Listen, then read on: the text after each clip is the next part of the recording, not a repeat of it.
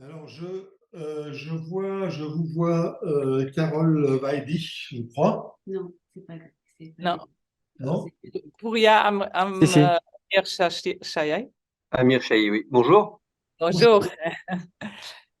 Je te laisse.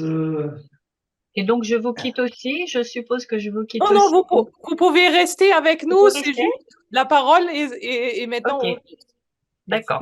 Je reste avec plaisir. c'est un très plaisir. bien. Euh, Bonjour Carole, bonjour Pouria. Bonjour. C'est un plaisir de vous retrouver à distance et de pouvoir échanger avec vous au cours de cette heure qui est consacrée à l'accueil. Et donc, on va essayer d'explorer ensemble le sens de ce mot en lien avec la langue, les langues, la diversité linguistique, bien sûr, qui est au cœur du propos que nous tenons sur la langue. Ce que j'ai constaté depuis le début de cette série d'entretiens, de discussions sur la langue française. Nous serons rejoints d'ici 40 minutes par un autre intervenant, à savoir François de Coster, qui est vice-président du Conseil régional des Hauts-de-France pour tout un tas de choses. Vice-président chargé de la culture, du patrimoine, des langues régionales et des langues et des relations internationales. Donc, moi, je vais animer, animer cette séquence aux côtés de Rudy. C'est un plaisir de pouvoir traiter ce sujet avec vous pour les raisons suivantes. Je vais commencer par Pouria. Pouria Amir Chahi, vous êtes directeur de la Biennale interculturelle du département de la Seine-Saint-Denis. Multitude, quel est le nom de cette opération, de ce dispositif plutôt. Vous êtes aussi directeur du campus francophone en Seine-Saint-Denis. C'est là une création récente, tout comme la Biennale interculturelle. Et vous avez un parcours à votre actif qui est très riche de prise de position au sein de la cité en tant que acteur culturel, en tant qu'acteur politique aussi, acteur associatif. Vous avez finalement conjugué ces trois dimensions au cours de votre vie professionnelle. Donc, je n'en dis pas plus. Ce que je voudrais par contre que vous nous disiez, c'est accueillir, accueillir dans les langues. Qu'est-ce que ça évoque chez vous? D'abord, bonjour à toutes et tous. Bonjour pour cette invitation et vraiment bravo pour cette formidable performance de faire dialoguer en 24 heures. J'ai assisté à la fin du dernier débat qui était passionnant sur l'accoutumement, enfin la familiarisation indispensable des jeunes, dès le plus jeune âge, aux différentes sonorités, aux différentes langues. On est déjà là dans une forme d'accueil. Il s'agit d'accueillir au monde tel qu'il est, pluriel, euh, riche de diversité sonore, linguistique, les enfants qui arrivent et qui grandissent par la suite. Et l'accueil commence à se penser dès cet âge-là, mais vous l'avez, je crois, très largement évoqué tout à l'heure. La question de l'accueil, elle est plus particulièrement posée, en tout cas avec beaucoup plus d'acuité, dans un département comme la Seine-Saint-Denis, qui, comme vous le savez, est sans doute le département qui compte le plus de nationalités, avec des primo-arrivants qui sont désormais très marqués par de nouvelles provenances, beaucoup de pays asiatiques, l'Inde, la Chine, le Sri Lanka, quelques pays de l'Est européen également, et beaucoup moins de, de, de, de citoyens et donc de futurs Français à mémoire postcoloniale immédiate. Ce qui change beaucoup de choses, y compris dans la façon dont on accueille, sans les traumas de l'histoire française présente et qui, on le sait, se traduisent au quotidien, mais c'est encore un autre débat. Donc la question de l'accueil se pose avec acuité, je le disais, et évidemment elle se pose de façon évidente pour la question des langues. Il s'agit à la fois de bien accueillir en français et aussi de reconnaître les allophones pour la richesse avec laquelle ils viennent en France et ce qu'ils ont à apporter avec leur parcours culturel, avec un grand C, y compris les langues. Or, c'est une question qui, je ne sais pas si elle a été taboue, mais a longtemps été mise de côté chez nous, pas qu'en Seine-Saint-Denis, en France. On a rencontré beaucoup de jeunes français ou non, mais la plupart des Français à mémoire immigrée, euh, qui désormais osent mettre sur leur curriculum vitae la langue d'origine ou la langue qu'ils parlent à la maison et qui souvent était invisibilisée. Jusque-là, beaucoup de jeunes se contentaient de mettre, notamment les jeunes de Seine-Saint-Denis, qui déjà avaient du mal à mettre qu'ils habitaient en Seine-Saint-Denis, à afficher leur patronyme, au point même qu'on a fait des CV anonymes. Mais je referme la parenthèse également. Enfin, en disant ça, vous voyez que ça concentre énormément de sujets. On masquait, on affichait simplement qu'on parlait les langues entre guillemets dites centrales, l'anglais, l'espagnol, etc.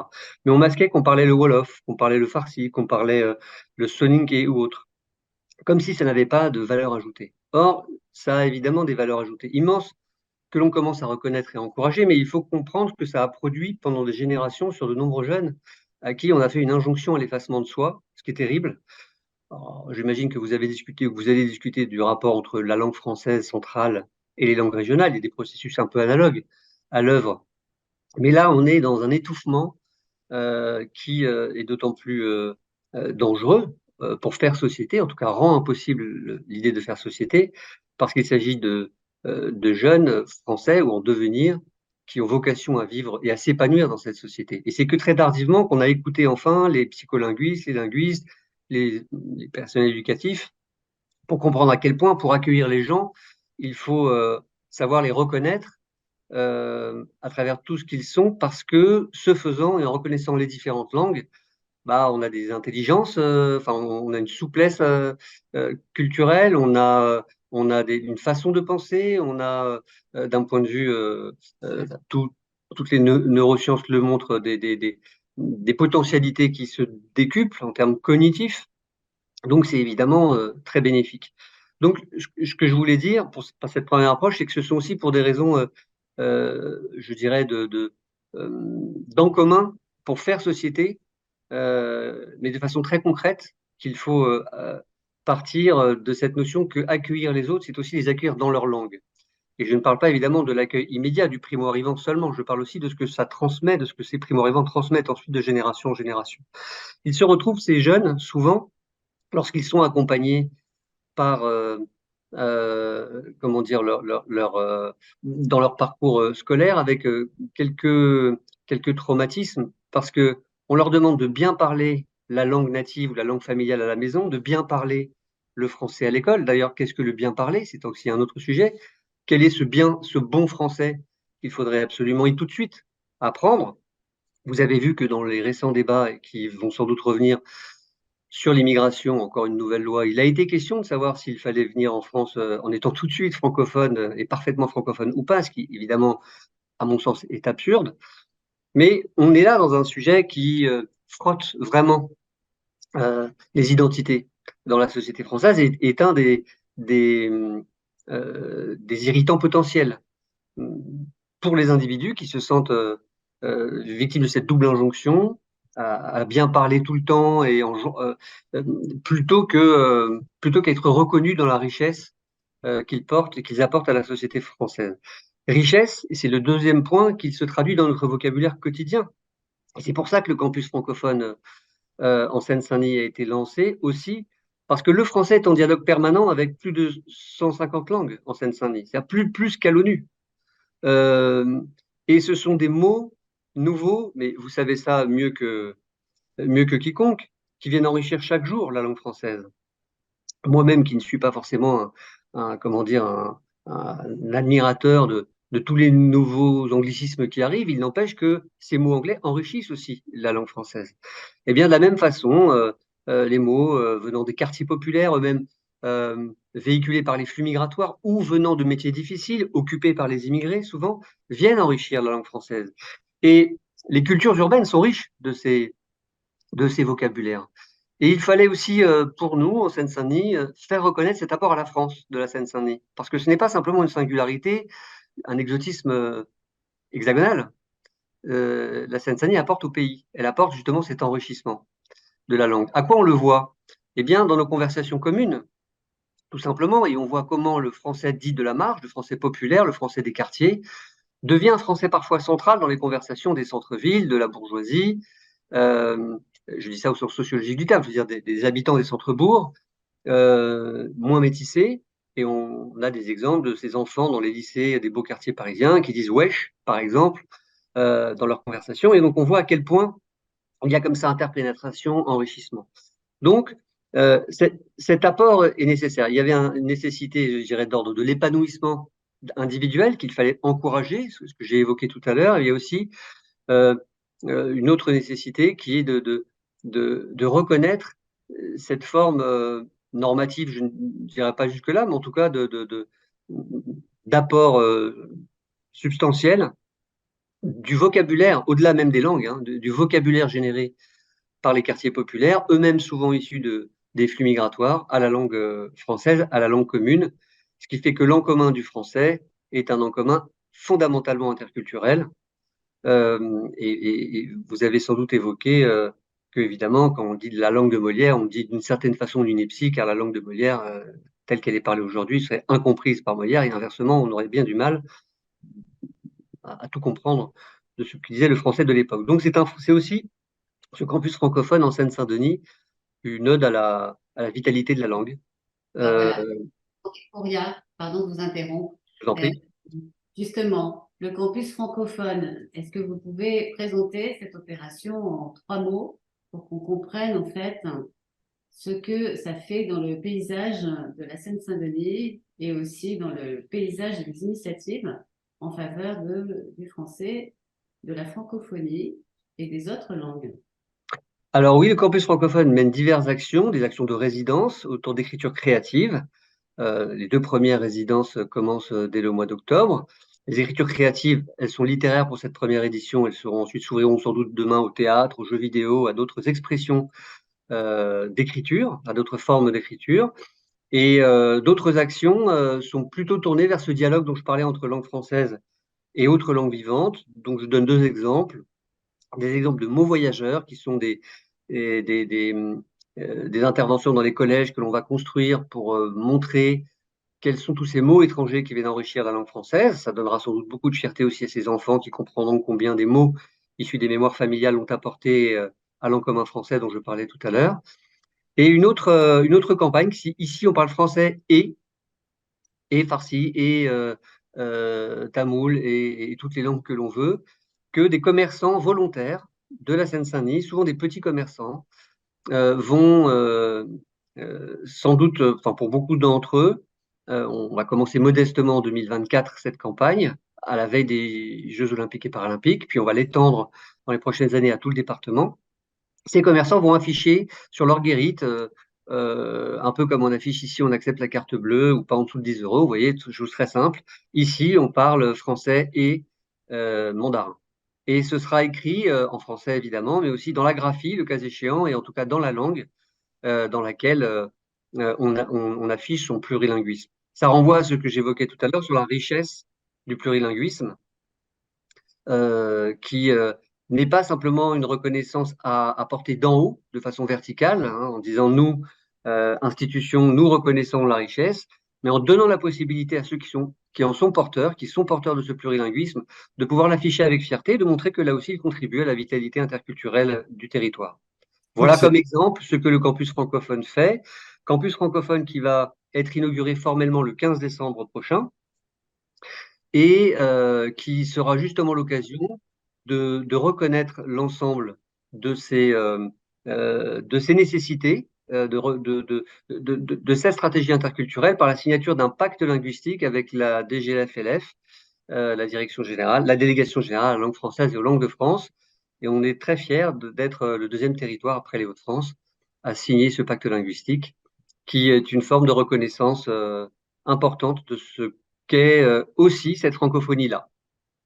Tout à fait. Il me semble intéressant dans ce que vous dites, c'est ce passage aussi de l'oral à l'écrit, et parce que accueillir par les mots inscrits dans l'espace public me paraît être une étape extrêmement importante pour rendre public le fait qu'on accueille. Pour l'instant, très souvent, à l'oral, dans ces institutions, il se passe quelque chose. Mais comment déclamer le fait, par exemple, que la Seine-Saint-Denis est un espace multilingue et que ces langues sont bienvenues dans cet espace. Pour moi, c'est un des points de militantisme sur lequel je suis, c'est comment transformer, y compris au moins la partie publique de ces départements, ces villes, pour pouvoir exprimer cette volonté d'accueillir, de vivre ensemble, de s'exprimer dans ces langues multiples, tout en sachant que le français, bien entendu, est un élément un peu fédérateur de toutes ces langues. Oui, c'est en effet un défi, c'est le défi qui est au cœur de cette problématique et de cette stratégie. Par chance, on va avoir quelques échéances qui vont nous permettre de nous tromper sans doute parfois, mais en tout cas d'essayer de le relever, ce défi. Les Jeux olympiques et paralympiques arrivent. Comment accueillir? Comment accueillir et bien accueillir en français, d'abord, les gens qui viennent, et souvent les instances en charge de ces événements pensent que le tout anglais suffit, à tort, car beaucoup de touristes et des millions de touristes viennent aussi entendre les sonorités françaises et de France. Mais comment aussi accueillir des délégations venues du monde entier, nous qui avons en Seine-Saint-Denis autant de nationalités? Donc comment permettre, et notamment à des bénévoles, c'est ce que nous sommes en train de faire en Seine-Saint-Denis, qui parlent plusieurs langues, d'être là dans des dispositifs concrets d'accueil des touristes. C'est un enjeu, hein. On est bien dans le thème accueillir, et donc ce sont des questions effectivement concrètes qui posent à chaque fois les deux dimensions, accueillir en français, mais aussi accueillir en, en, en valorisant, en montrant ces pépites, cette pépite. Un autre exemple aussi qui peut concrètement illustrer ce défi, dans le domaine de l'insertion. Nous avons dans le domaine de l'insertion des personnes qui sont éloignées du français. Bien accueillir, c'est bien accueillir ceux qui sont éloignés de la langue, mais bien accueillir sans académisme, hein. On ne va pas chipoter sur les virgules ou sur les orthographes absolues. Mais disons que pour celles et ceux qui sont éloignés de l'emploi, et notamment les primo-arrivants, il va s'agir, à travers des plateformes linguistiques, que le département et les 4 EPT, établissements publics territoriaux, donc les intercommunalités du territoire, ont décidé de monter ensemble, là encore, en faisant du vecteur linguistique un vecteur d'en commun.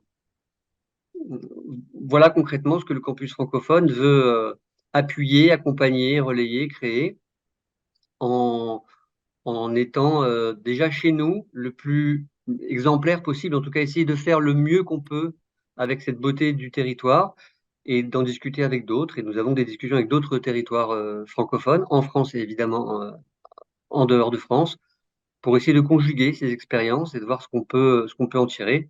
On a déjà un rendez-vous prévu dans 2 ans sans doute pour tirer les premiers enseignements de ces stratégies-là avec d'autres territoires.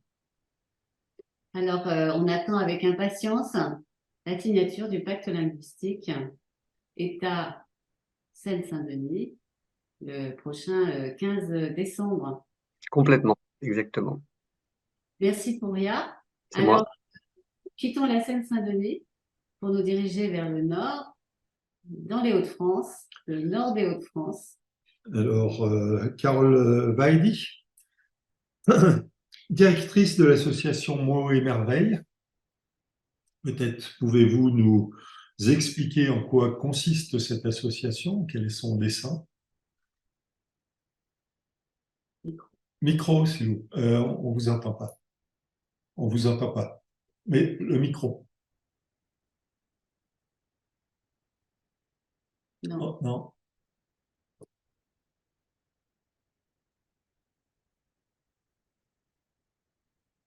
Non.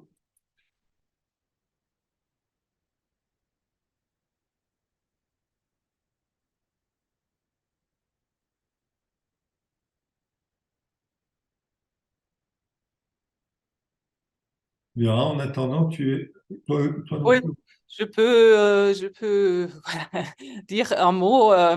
sur un article qui a été publié, ça fait quelques ans, de l'Observatoire de la multilingualité, qui ont décrit comment dans le monde économique, bizarrement, il y a une multilingualité, une volonté de traduction.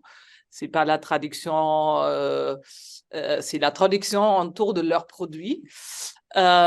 Et comme sans voir une dimension politique, mais un intérêt qu'il y a par exemple 6 espagnols, traductions différentes dans des parts du monde pour vraiment faire acheter les produits par exemple, et que la multilingualité dans l'espace public et dans les institutions, donc administratif, devient toujours politique. Donc là,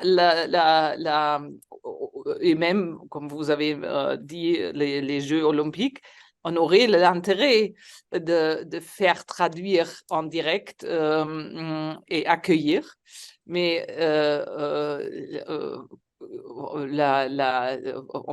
je pense que c'est intéressant. Qu'est-ce qu'on peut apprendre de ce pragmatisme de traduire et de rendre accessible et dépolitiser aussi. Parfois, c'est très politique de dépolitiser parfois, cette approche à la langue, de dire que quand je représente, je cause des problèmes de parole, etc. Je sais que c'est une thématique sensible, mais je trouve que c'est assez intéressant que c'était relevé par cet observatoire du plurilinguisme, et j'espère que les Jeux olympiques nous donnent la possibilité de changer peut-être ça, parce qu'il y a le double intérêt économique et politique.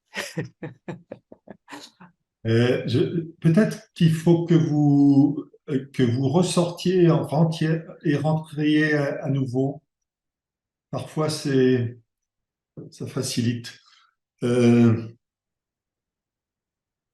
Oui, donc moi je veux bien revenir sur cette question de l'accueil dans les langues des habitants en Seine-Saint-Denis, en fait. Parce que c'est ça le sujet, hein, dont s'empare la collectivité territoriale, le département de la Seine-Saint-Denis. Et d'où est venue cette idée au département de la Seine-Saint-Denis comment se fait-il qu'il ait découvert cet enjeu finalement de quelque part de cohésion sociale liée à la reconnaissance des langues parlées sur un même territoire? Alors, je pense que le département de la Seine-Saint-Denis ne l'a pas vraiment découvert, mais il s'agit aussi d'une rencontre. N'y voyez aucune immodestie, mais lorsque j'ai rejoint le conseil départemental, j'ai parlé de cette question avec le président du conseil départemental, Stéphane Troussel, qui était justement très préoccupé, dans le sens positif du terme, sur la nécessité de valoriser toutes ces cultures, dont la langue. Et c'est notamment dans ces échanges que m'est venue l'idée de proposer au département de porter ces deux projets, Multitude, dont vous avez fait état tout à l'heure, une biennale festive et interculturelle, et le campus francophone, qui a, comme vous l'avez compris, une dimension interculturelle. Ce qui est venu en soubassement de la réflexion du département, c'est tout le reste, c'est-à-dire bien accueillir en français les gens qui en sont éloignés, notamment ceux qui sont en insertion. C'est comment mettre la Seine-Saint-Denis en réseau avec d'autres territoires ressemblants, de façon à n'être pas à chaque fois montré du doigt ou caricaturé dans les débats publics comme on l'entend souvent. Et c'est comme ça, par exemple, que la Seine-Saint-Denis a adhéré en tant que département à l'ANVITA, qui est l'Association nationale des villes et territoires accueillants, et c'est d'ailleurs le premier département à l'avoir fait, qui a rejoint des villes, des territoires français et européens, qui, depuis 2010, se posent la question de bien accueillir. Et vous avez vu quel a été le contraste entre les choix allemands ou les choix français lors des grandes vagues au mi-temps des années 2010. Et la question s'était pas posée simplement de savoir quelle est la bonne politique ou la mauvaise politique à l'échelle nationale, mais concrètement sur un territoire, les gens arrivent. Donc comment on fait? comment on fait, comment font les travailleurs sociaux, comment font les structures accueillantes. Donc, ce sont des problématiques très pragmatiques et très concrètes qui ont amené aussi le département très récemment à adhérer au projet européen WELDI dans le cadre du programme Urbact avec d'autres territoires, exclusivement sur la question de l'accueil, précisément. Donc, c'est une question qui est transversale, mais de façon très forte. On dit souvent que c'est transversal pour un principe auquel on tient. Là, c'est très concret, c'est un fil de politique publique qui se déroule et qui se décline à travers plusieurs axes et qui a plusieurs facettes. Très bien, je crois Je crois que que... Madame Weidisch est arrivée, donc je lui cède volontiers la parole. Merci beaucoup. Merci, Et Florian. voilà, on vous entend. Vous m'entendez? Excusez-moi de ce désagrément. Il y avait un petit problème, une mise à jour apparemment. Ça peut arriver. Voilà, donc je me présente. Donc, je suis Carole Weidisch, je suis directrice et cofondatrice de l'association Mots et Merveilles, qui est une association de lutte contre l'illettrisme sur le territoire des Hauts-de-France, qui a cette implantation sur le territoire sambravénois, et nous sommes en train d'essaimer 8 autres lieux sur le territoire du Hainaut, bassin minier Nord et Pas-de-Calais. Nous, on a la particularité d'accueillir chez nous des adultes qui sont un peu enfermés dans leur langue parce qu'en situation d'illettrisme et avec un vocabulaire un lexique assez restreint. Et tout l'enjeu de l'association, c'est de leur permettre de réapprendre à lire, à écrire et d'enrichir le vocabulaire pour mettre du sens dans la lecture et pour avoir aussi de l'aisance, de l'autonomie et être à l'aise partout où les gens se rendent. On a un gros enjeu sur l'accueil, si je parle purement accueil, c'est de les faire revenir chez nous. Parce qu'on travaille avec des personnes qui ont été abîmées par la vie, souvent très fragilisées, personnes en situation d'illettrisme riment aussi souvent avec précarité. Et donc, l'enjeu, c'est de les faire revenir et de savoir les accueillir chaleureusement et en adaptant un vocabulaire au départ qui ne va pas les effrayer et leur faire reformuler le plus possible à chaque fois ce qu'on leur dit pour bien comprendre qu'ils ont cerné ce qu'on leur disait, ne serait-ce que pour le prochain autre rendez-vous. Être en situation d'illettrisme, c'est aussi parfois ne pas savoir l'heure, ne pas savoir lire l'heure, ne pas se repérer de manière spatio-temporelle. Enfin, il y a pas mal de choses qui sont très compliquées. Et du coup, pour ne pas être trop scolaire dans le réapprentissage du lire, écrire, compter et numérique aujourd'hui, on s'appuie sur la culture. Donc, la culture a la vertu de pouvoir élargir les lexiques, leur permettre de prendre plaisir dans l'apprentissage, de faire sens. Et tout simplement, quand ils viennent chez nous, ils ont toujours des face-à-face pédagogiques avec un bénévole. Tous les bénévoles de l'association sont formés pour accompagner les publics. Ils ont au moins 40 jours de formation. Mais donc là, ils vont faire quelque chose de très adapté, qui correspond tout à fait à leurs besoins. On a des gens qui viennent pour passer un diplôme, un qualifiant. On en a d'autres qui viennent pour accompagner la scolarité de leurs enfants. Certains veulent travailler, d'autres passer le permis de conduire. Donc là, on va être très terre à terre, adapté à leur projet. Mais avec les projets culturels, on arrive à ouvrir des angles, des possibles, et puis surtout leur permettre de manipuler du vocabulaire. On travaille beaucoup aussi à travers les projets des 10 mots de la langue française et de la francophonie. À chaque fois, c'est une manière d'explorer des mots autrement et même de faire découvrir du vocabulaire aux bénévoles. Il y a des mots qui sont quelquefois un petit peu surprenants, qu'on n'utilise pas souvent. Donc, c'est aussi l'objet d'un travail. Et on crée aussi des outils pédagogiques pour jouer avec la langue et jouer avec les mots. Donc, par exemple, récemment, on a créé on appelle ça une ducasse de mots dans le nord de la France, mais c'est une espèce c'est des objets pour jouer comme à la fête foraine. Et par exemple, la pêche au canard, c'est un jeu pour pouvoir travailler le champ lexical, donc à partir de thématiques qu'on a travaillées avant avec en atelier, avec des formateurs et des artistes. Eh bien, on propose aux personnes de manipuler pour mieux ancrer le vocabulaire et pouvoir l'utiliser après plus facilement. On a travaillé un jeu sur le cadavre exquis autour de la fête. Là, c'est encore l'occasion de travailler, d'améliorer sa syntaxe, parce qu'on comprend quand on met des mots, qu'on doit les accorder. Enfin voilà, nous, on travaille vraiment avec des gens tellement éloignés de la langue que c'est important d'être pratico-pratique, mais aussi de mettre de joie dans l'apprentissage, de les réconcilier avec la langue.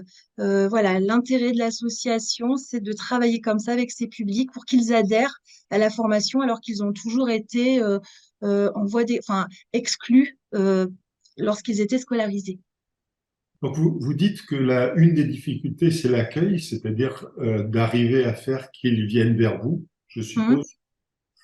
Et comment vous procédez, où sont les difficultés? Quoi, je Alors, la difficulté, comprends les difficultés, hein, mais ouais, bah oui, là on est dans la difficulté. La difficulté, c'est que les personnes en situation d'illettrisme, les adultes, cachent leur situation. Souvent, ils ont très honte d'en parler. Du coup, c'est quelque chose qui se tait.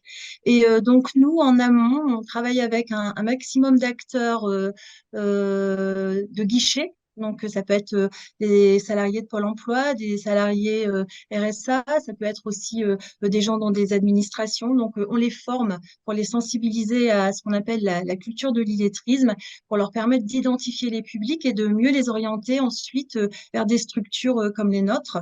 Donc ça, c'est le premier palier, c'est l'indispensable. Et après, nous, quand on les reçoit à l'association, l'enjeu de l'accueil, c'est de les faire revenir. Parce qu'ils peuvent venir une fois, mais si on les a effrayés, ils ne vont pas revenir. Donc, pour tous les publics, hein, qu'ils soient apprenants, les bénévoles aussi, parce qu'il faut qu'on les fidélise dans le temps. Et donc, on est assez dans l'empathie, dans l'écoute. On a des espaces dédiés pour les accueillir, des espaces où ils vont être à l'aise, des espaces un petit peu intimes. Enfin, je veux dire, on va pas entendre ce qu'ils nous racontent. Le premier accueil, c'est l'occasion de parler de son parcours. Donc, ce sont des parcours chaotiques, des parcours difficiles. Et les gens se livrent un peu. Il n'est pas rare qu'on ait des adultes qui aient la gorge serrée, qui versent une larme. Donc, c'est important d'être vraiment à ce moment-là complètement dédié à l'accueil, que notre téléphone soit fermé, que les collègues ne viennent pas nous déranger, parce que c'est le moment où on reçoit des choses et on doit savoir y répondre. Et puis après, il faut qu'on soit capable, lors de cet accueil, de voir un peu les traits de personnalité des personnes que l'on a en face de nous, pour voir un petit peu, ils sont timides, ils sont loquaces, comment on va devoir un petit peu répondre à leurs demandes en s'adaptant le plus possible. On doit alterner dans nos discours des pauses, on doit rythmer, on doit à un moment donné donner un café parce que ça détend la personne, de pouvoir s'arrêter un petit peu, de pouvoir boire un café. Et enfin voilà, on est d'égal à égal. Enfin, on sort un petit peu du contexte de la difficulté du parcours qui les amène ici. Et puis surtout, ce qui est important, c'est de leur laisser le dernier mot. On ne doit pas clôturer cet entretien-là en donnant le dernier mot. C'est eux qui doivent avoir le dernier mot, leur mot. Et ce mot-là, il doit résonner chez nous pour mieux accompagner encore après. est-ce qu'on n'est pas là, je vais être un peu dur et peut-être, mais en train de réparer aussi des questions qui ont été des maltraitances de l'éducation nationale. Alors, C'est en fait, on a, politiquement pas très correct ce que je dis là, mais oui, oui, oui.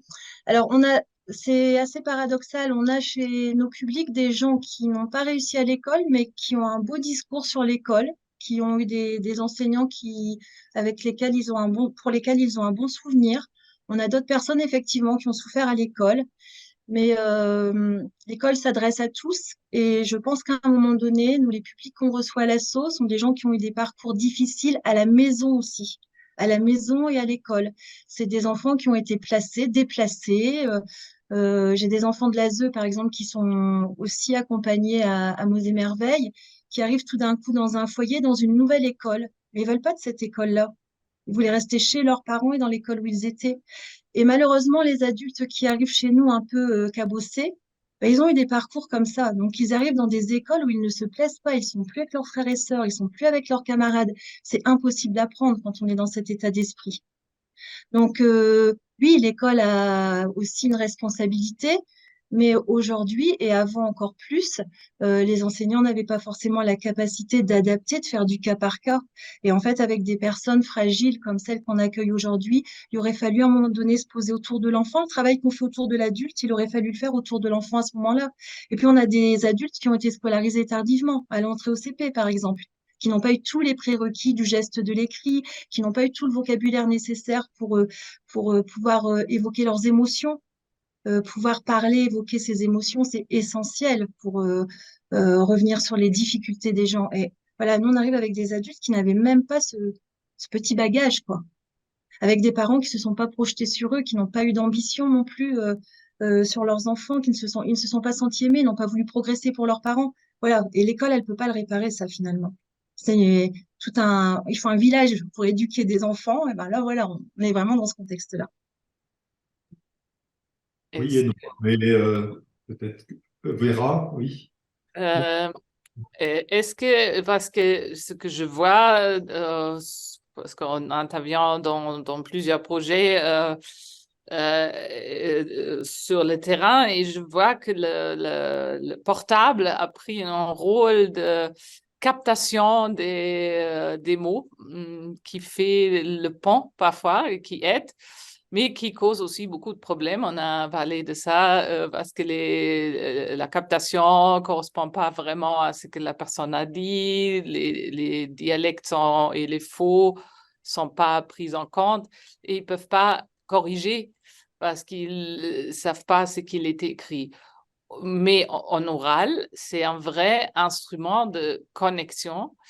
Est-ce que ça, c'est quelque chose que vous intégrez parce que ça, comment dire, ça aide dans la pragmatique de chaque jour, mais ça prolonge parfois la non-volonté de se plancher dans ce chemin de quand même apprendre à lire et écrire. Est-ce que c'est une thématique? Alors, si vous voulez, nous, les publics qu'on accueille sont des publics qui ont été scolarisés en langue française. Et donc, ils n'ont pas ce recours au portable, ils ont leur vocabulaire, leurs mots, leur syntaxe, leur manière de s'exprimer. Donc, ils vont pas utiliser forcément le portable. Enfin, c'est pas du tout un outil. Ça, c'est plutôt pour les allophones, en fait. C'est un outil qui est plus utilisé pour les allophones. Mais nous, on est quand même très spécifique, public en situation d'illettrisme, scolarisé en France. On accueille aussi des publics d'origine étrangère, des FLE et des alphas. On le fait volontairement pour que les publics se rencontrent et on joue autour des mots aussi avec nos publics d'origine étrangère. On avait fait un musée sur Paris, le musée de l'histoire et de l'immigration. Et on avait fait après autour de ça tout un jeu autour des mots et des mots de l'immigration. Prendre un kawa, aller chez le toubib. Voilà, on s'était amusé comme ça avec les gens. Et avec les publics, on avait joué autour des mots, mais c'était intéressant de leur montrer aussi ce que nous apportaient les publics d'origine étrangère et surtout de leur permettre de vivre ensemble. Parce qu'à un moment donné, nous, on a des personnes qui sont tellement, si je prends les publics en situation d'illettrisme francophone, tellement fermés sur eux-mêmes qu'ils peuvent avoir un regard aussi un petit peu étrange sur celui qu'ils ne connaissent pas. Et il faut qu'on fasse ensemble, on doit faire société ensemble. Et les mots, c'est ce qui nous permet de s'exprimer, de travailler ensemble et de pouvoir échanger, quoi, surtout. Donc, effectivement, pour nos personnes allophones, le portable pour la traduction, il peut être intéressant, même s'il n'est pas très fidèle. On accueille pas mal d'Ukrainiens depuis quelques temps. Au niveau de la traduction, c'est pas évident, quoi. Mais bon, c'est pas le cœur de notre métier et c'est pas nos pratiques, c'est vraiment public éloigné de l'écriture, de la lecture, alors qu'ils ont été scolarisés en France. C'est une vraie souffrance en fait pour ces gens-là. Est-ce que je peux poser une question? Oui. Oui, je trouve ça passionnant. Je voulais vous poser une question, enfin deux même. Est-ce que vous travaillez avec les travailleurs sociaux? Est-ce que vous avez un programme spécifique d'accompagnement avec des travailleurs sociaux des départements dans lesquels vous intervenez? Et deuxième question, quelles sont vos interventions plus précises dans les sections UP2A des enfants? Si je comprends bien, comme vous n'intervenez qu'auprès des publics francophones, a priori, ils ne sont pas dans vos radars, hein, c'est ça? Non. J'ai bien compris. D'accord, très bien. Donc, je garde qu'une seule question, la première. Comment travaillez-vous avec les travailleurs sociaux? Alors, on travaille avec tous les travailleurs sociaux des secteurs où on est installé. On est vraiment en étroite relation avec même toutes les associations, hein, qu'elles soient caritatives, qu'elles soient culturelles, parce que en fait, l'illettrisme, c'est vraiment une problématique commune à tous. Enfin, si on veut qu'elle soit dans les radars de tout le monde, il faut travailler très largement. Donc effectivement, ils nous orientent du public, on les intègre à nos journées de sensibilisation à la culture de l'illettrisme, et puis on échange régulièrement à travers des comités de pilotage. Faut savoir que sur la Sambre Avesnois, par exemple, en 2022-2023, on a accueilli 900 adultes en situation d'illettrisme et on les a accueillis et formés grâce à 350 bénévoles de Monts et Merveilles et on a proposé plus de 40 ateliers culturels sur l'année. Donc, un adulte, il est suivi en face à face. Et après, il a 1, 2 ou 3 ateliers culturels. Bon, aujourd'hui, on travaille aussi le numérique, évidemment. C'est un support qui permet aussi d'alterner et faciliter, par exemple, l'écrit. Parce que pour ceux qui ont beaucoup de mal à travailler la cursive, finalement, quand on passe sur l'ordi, ils peuvent très vite écrire des mots et s'amuser plus vite. Donc, c'est aussi un moyen de travailler les mots, l'écrit plus facilement et de s'amuser. Et puis, de travailler aussi avec des supports numériques où il y a beaucoup d'oralité qui facilite aussi des fois le travail. Et si je vous retourne la deuxième question, cher Brouillard, la valorisation des UP2A, UPE2A. est-ce qu'il y a une politique qui peut être départementale par rapport à ça, ou est-ce que... Alors oui, mais pour être tout à fait franc, nous lançons Campus francophone et pour l'instant, nous n'avons pas tiré sur cette corde-là. Elle n'est pas encore à notre arc, donc c'est pour ça que je pose la question. Je vais dans d'autres territoires pour voir ce qui se fait singulièrement. Donc c'est justement un chantier qu'on va au prochain semestre commencer à engager, mais ça mérite évidemment des discussions avec les spécialistes, des acteurs de l'éducation nationale, les familles également. Et ce que je trouve intéressant dans ce qu'a dit Madame Weidisch, moi j'ai été travailleur social dans une vie antérieure et on voit bien que c'est pas simplement la langue qui est travaillée, c'est l'estime de soi. Oui, beaucoup. C'est donc ça, c'est pour ça que je posais la question sur le travail social. Et on revient à cette question d'identité propre, c'est-à-dire de considération de soi par la capacité à être reconnu pour ce que nous sommes, y compris avec nos limites. L'empathie est donc importante, vous l'avez évoqué, euh, mais, euh, mais toujours avec cette idée que c'est pour être en société, pour se sentir bien en société qu'on fait aussi ce travail d'accueillir vers la langue en langue française et permettre à tout à chacun de s'épanouir. Ça fait 2 fois que vous revenez sur l'oralité. Moi, ça me semble fondamental, en effet. L'oralité est, je ne fais pas d'hierarchie, mais en tout cas, beaucoup plus, une matière beaucoup plus travaillée au quotidien, évidemment, par nécessité.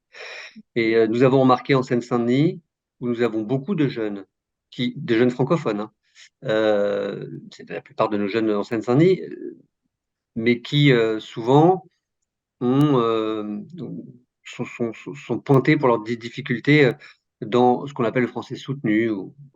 Je ne rentre pas dans les nuances académiques.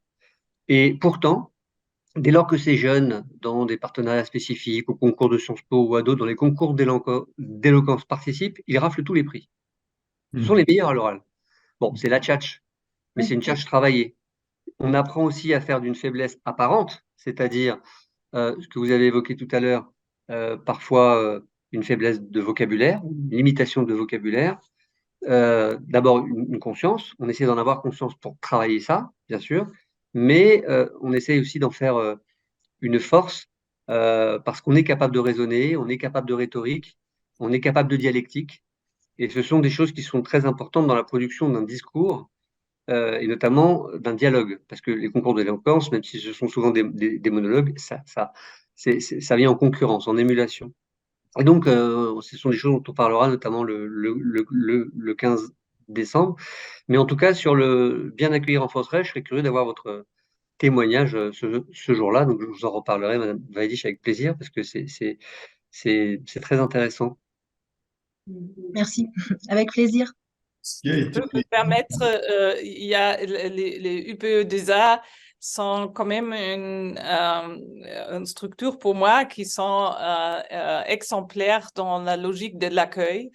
Parce que ça, c'est aussi l'approche à la langue française et une à travers les chants, la poésie, le dessin, les carnets de bord, carnets de voyage. Et c'est où le moment devient parfois dur, c'est le moment de normaliser ou régulariser et de rentrer dans les classes quotidiennes. Et là, c'est une approche autre à la langue française qui est souvent à travers une police d'orthographe et qui fait que la joie, et c'est intéressant quand on fait des questionnements des enfants, ils ont l'impression, ils répondent qu'il y a presque deux Français. Et ces classes sont aussi très connues pour la solidarité. Donc, ça crée cette situation être étranger dans une langue, mais c'est quand même langue d'accueil de ce pays qui parfois est le moment de travailler des choses traumatiques avant, etc. Donc, l'approche à cette langue est parfois d'abord aussi positive parce qu'elle accueille. Et moi, je trouve que c'est un dispositif, il faut presque fêter, valoriser.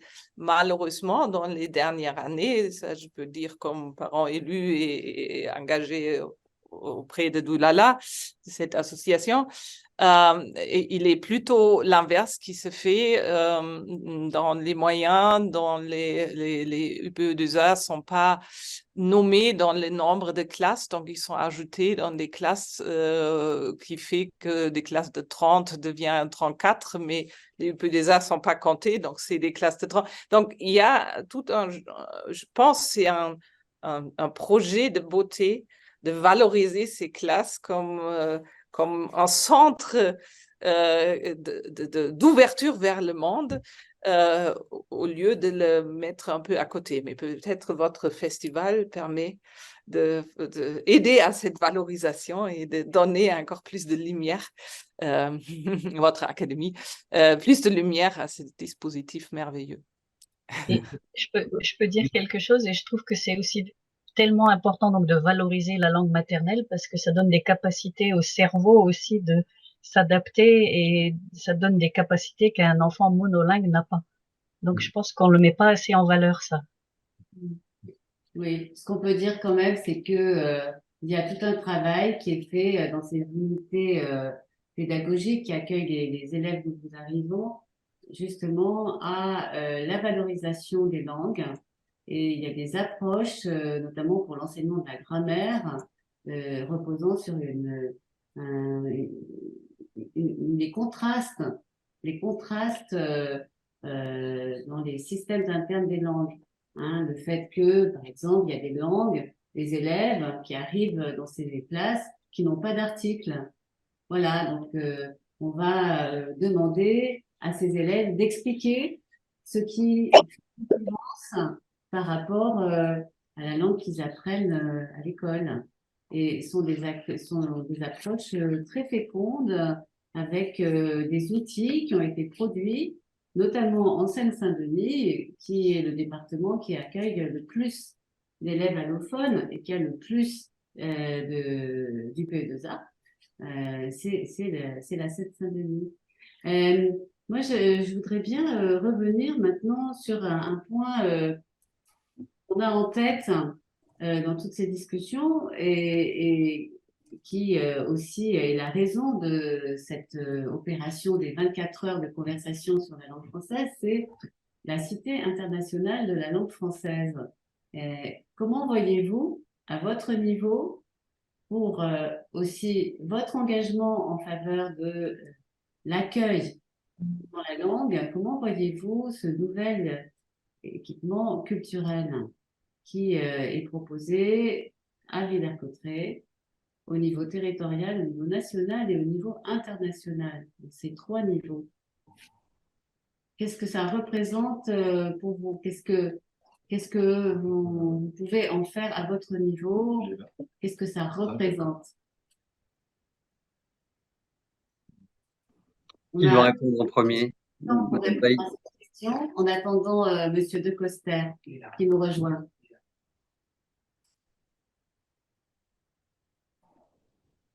Bah, écoutez, je veux bien de me lancer en précisant effectivement toutefois que ma réponse tout à l'heure à l'UP2A, aux classes UP2A était strictement liée au campus francophone, hein. Mais évidemment, le département est riche de ces sections et des associations comme du Lala, vous l'avez évoqué, interviennent et d'autres interviennent auprès de ces élèves et des familles. C'est très très important. Et nous allons nous associer au second semestre. Enfin, au premier semestre de l'année 2024, en tant que programme spécifique du campus francophone. Je reviens à votre question. Écoutez, Villers-Cotterêts, on peut le prendre que comme une bonne nouvelle déjà, et peut-être le penser au-delà de la dimension patrimoniale, qui est essentielle évidemment, mais au-delà de la dimension patrimoniale, il y a le parcours très certainement magnifique autour de la langue française, qui déjà est une approche interculturelle, pluriculturelle, puisqu'elle montre, hein, je crois, les différents apports de mots étrangers et cet enrichissement continu de la langue. Donc déjà, ça a cette vertu pédagogique. Madame Weidisch en parlait tout à l'heure lorsqu'elle a visité le musée national de l'histoire de l'immigration. Là, on sera aussi dans une approche d'héritage partagé. Donc déjà, c'est intéressant. Et puis ensuite, comme lieu, bon, bah, il ne demande qu'à vivre. Donc, je pense que des partenariats féconds pourront permettre de le faire vivre comme lieu, évidemment, pour y déployer, bah, pourquoi pas les prochains 24 heures et autres initiatives qui nous permettent d'être ensemble et de partager nos réflexions engagées autour de la francophonie.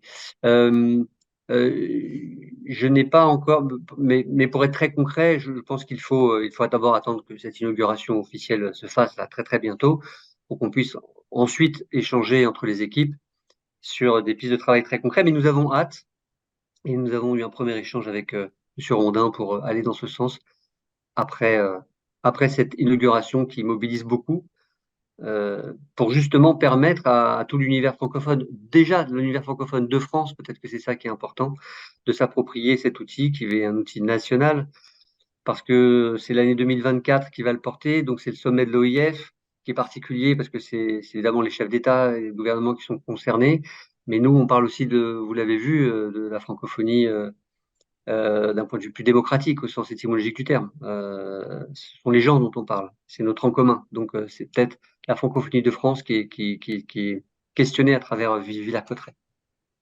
Grand merci. Nous sommes obligés, cette discussion pourrait se poursuivre longtemps. C'est le rythme un peu difficile que nous avons. Un quart d'heure, c'est beaucoup et en même temps, c'est pas énorme. Nous accueillons François Descoster. Je crois que vous êtes là. Je vous vois sur la liste, Monsieur Descoster.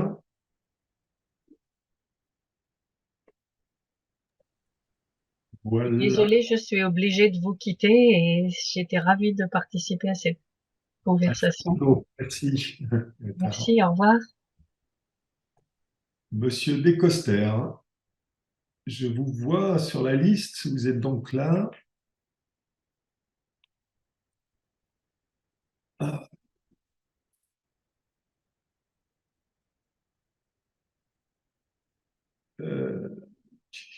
Bon, je m'excuse de vous avoir coupé. En principe, ça se C'est bien. fait, Non. ça se fait par ailleurs. Est-ce que je peux rebondir Et pendant ce temps-là? en attendant, oui, oui. Voilà. Ben, moi, je voulais rebondir aussi sur le château de la langue française.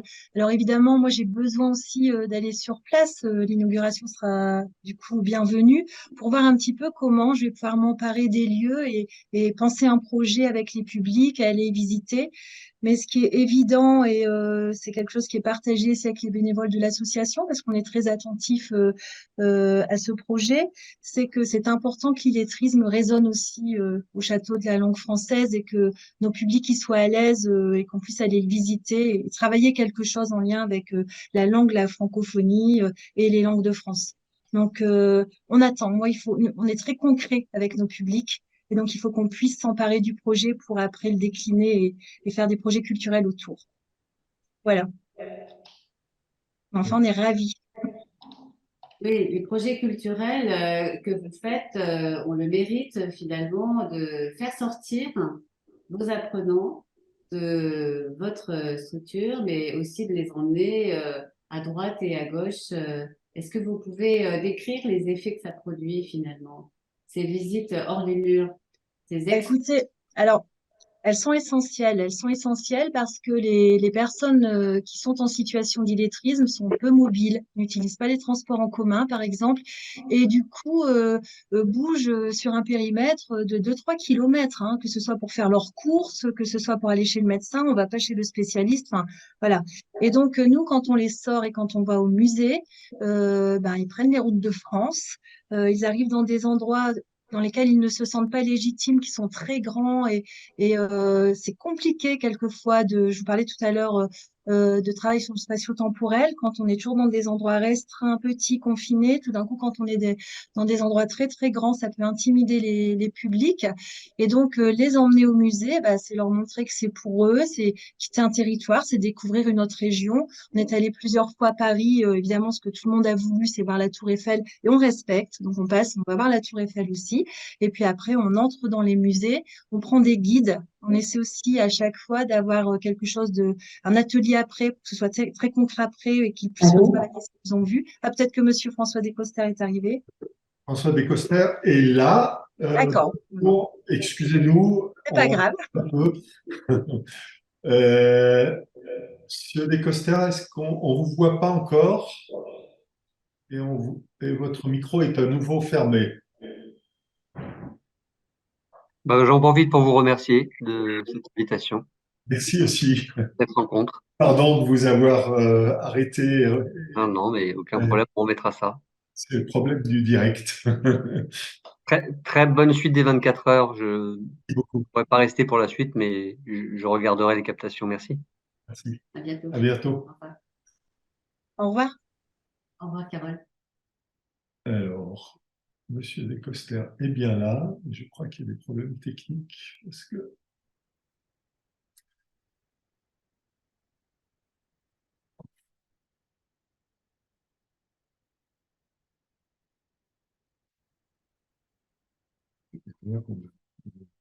On va apprendre. Mais après, c'est apprendre. Ça va. On Déplacer un petit peu. on enchaîne. Ouais. Oui, parce qu'il y a Evelyne qui est absente. Ouais. On enchaîne directement sur Ouais, ça va. les places. Monsieur Descoster, Il y a 56. c'est juste.